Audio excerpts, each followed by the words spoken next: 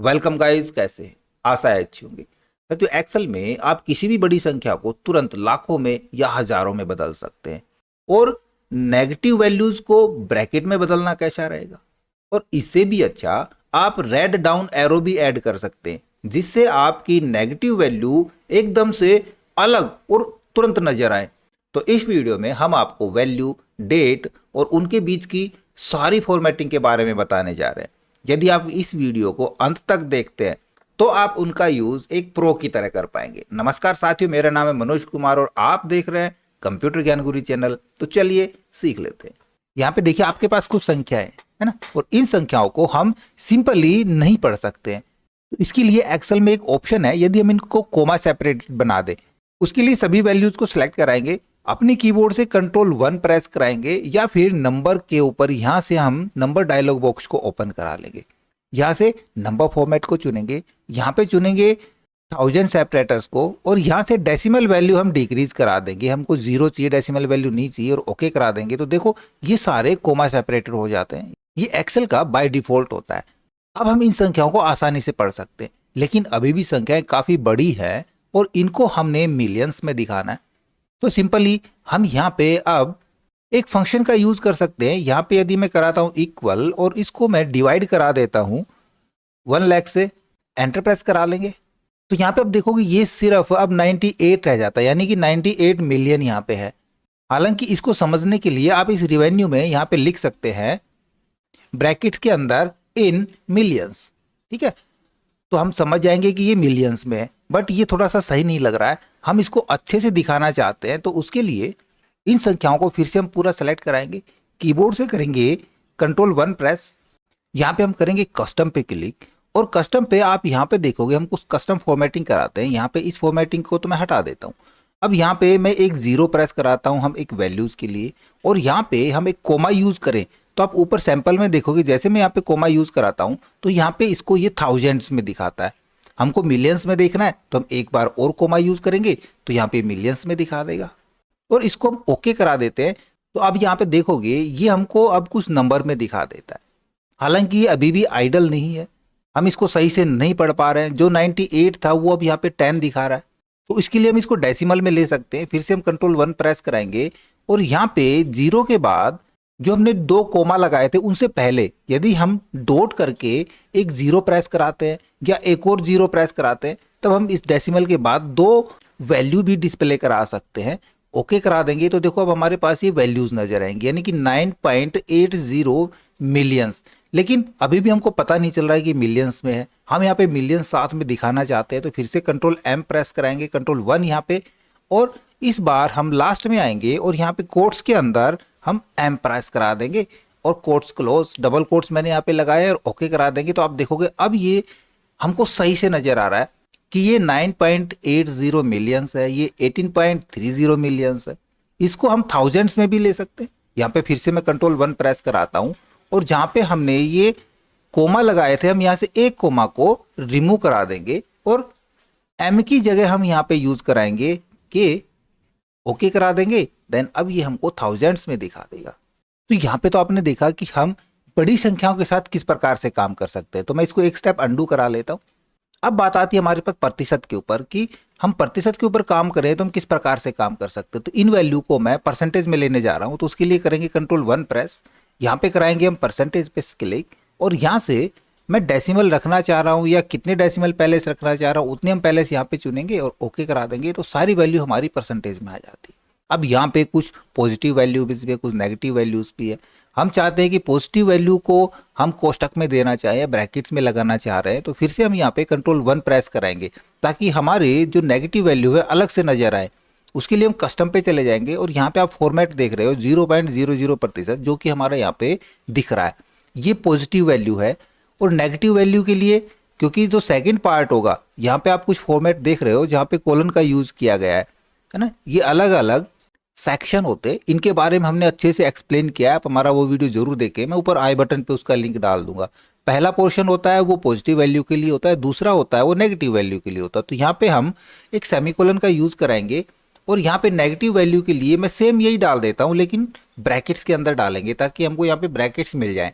Bracket start करेंगे 0.00% में sign यहाँ पे यूज करा लेता हूँ, ब्रैकेट क्लोज करा लेंगे और ओके प्रेस करा देंगे। आप देखो कि जितनी भी नेगेटिव वैल्यू होंगी वो सारी अब हमारी ब्रैकेट्स में आ चुकी है। और कैसा हो कि ये अलग से दिखे, हम इनको रेड कलर से करना चाहें तो रेड कलर से कराने के लिए फिर से कंट्रोल 1 पे मैं जाता हूं और यहाँ पे इस ब्रैकेट से और इस सेमीकोलन के बीच में इस पोजीशन पे हम स्क्वायर ब्रैकेट स्टार्ट करेंगे और यहाँ पे कलर नाम दे देंगे, मैं दे देता हूँ रेड, स्क्वायर ब्रैकेट क्लोज करा देंगे और ओके करा देंगे। तो आप देखोगे वो सारी वैल्यूज हमारे पास रेड कलर से हो जाती है। अब यदि मैं इनको रेड डाउन एरो से दिखाना चाहूँ तो उसके लिए मैं अभी बताता हूँ, लेकिन पहले हम ये देख लें कि जो पॉजिटिव वैल्यू है क्या उनको भी हम कलर से कर सकते हैं? बिल्कुल कर सकते हैं। यहाँ से मैं सारा सेलेक्ट कराता हूँ, कंट्रोल 1 प्रेस कराता हूँ और यहाँ पे पॉजिटिव वैल्यू से पहले हम स्क्वायर ब्रैकेट के अंदर लिख देंगे ग्रीन और ओके करा लेंगे। देखो यहाँ से सारी वैल्यू ग्रीन में हो जाती है, बट ये उतना अच्छा नहीं है जितना हम सोच रहे थे। यदि ये ग्रीन थोड़ा सा डार्क हो तो ज़्यादा अच्छा लगे, लेकिन हम ऐसा नहीं कर सकते। यहाँ पे एक्सेल की ये बाउंडेशन है कि यहाँ पे नंबर फॉर्मेटिंग के अंदर हम यहाँ पे कलर नहीं ले सकते, ये बाय डिफॉल्ट यही कलर देगा, हम डार्क कलर नहीं ले सकते। हाँ, इसकी जगह आप एक तरीका यूज कर सकते हो, मैं इसको अंडू करा देता हूँ। सारे को सेलेक्ट रखेंगे और आप यहाँ पे होम टैब के अंदर यहाँ पे कंडीशनल फॉर्मेटिंग चुन सकते हो। कंडीशनल फॉर्मेटिंग के अंदर हम करेंगे यहाँ पे ग्रेटर देन ऑप्शन का यूज, कि जो जीरो से जो बड़ी संख्याएं हैं वो सारी हम यहाँ पे कस्टम फॉर्मेट दे सकते हैं।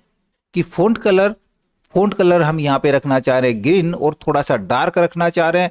हम कितना डार्क रखना चाह रहे हैं वो ग्रीन कलर यहाँ से चुनेंगे। साथ में फिल कलर हम इसको नो कलर फिल कराएंगे, ओके कराएंगे और ओके करा देंगे। अब देखोगे कि अब ये थोड़ा सा ज़्यादा बेटर नज़र आ रहा है।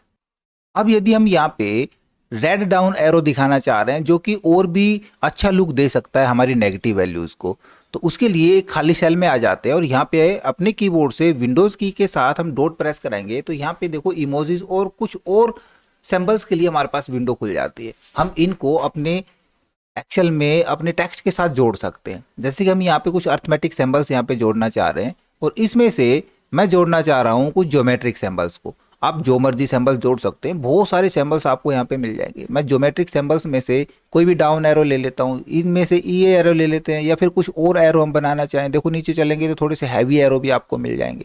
यहाँ पे आप इनमें से कोई एरो ले सकते हैं। मैं ये वाला एरो ले लेता हूँ और क्लोज करा देता हूँ। तो देखो यहाँ इस सेल के अंदर ये एरो मिल जाता है।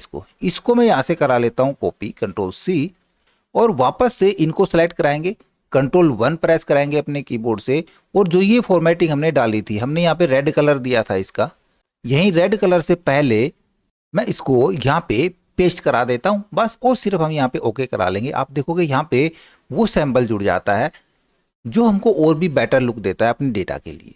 अब कुछ काम हम डेट के ऊपर करके देख लेते हैं। देखिए यहाँ पे मेरे पास कुछ डेट दी गई है और ये डेट मैंने ई डेट से आगे जनरेट करवाई है। मैंने हर 12 मंथ के ऊपर एक नई ईयर यहाँ पे ऐड करी है। अब मैं ये देखना चाहता हूँ कि इस डेट के अंदर मुझे सिर्फ यहाँ पे ईयर चाहिए और मैं यहाँ पे सिर्फ 2021 प्रेस करा के एंटर प्रेस कराता हूँ। तो आप देखोगे ये कुछ सही से नहीं बन रहा है। तो हम कुछ ऐसा करें कि हम इन सभी को सिलेक्ट करा लें और कंट्रोल 1 से इसके फॉर्मेट पे चले जाते हैं। कंट्रोल 1 प्रेस कराएंगे। अब यहाँ से सिर्फ हम यहाँ से डेसिमल्स अगर डिक्रीज करा देते हैं, ओके करा देते हैं, तो देखो ये अभी भी हमारे पास एक सही से तारीख नहीं बन के आती है। तो सिंपली हमको क्या करना पड़ेगा, देखो मैं बताता हूँ। मैं कंट्रोल 1 यहाँ पे प्रेस कराता हूँ, फिर से देखो यहाँ से चलता हूँ, मैं सेलेक्ट कर रहा हूँ, फिर से कंट्रोल 1 प्रेस करेंगे।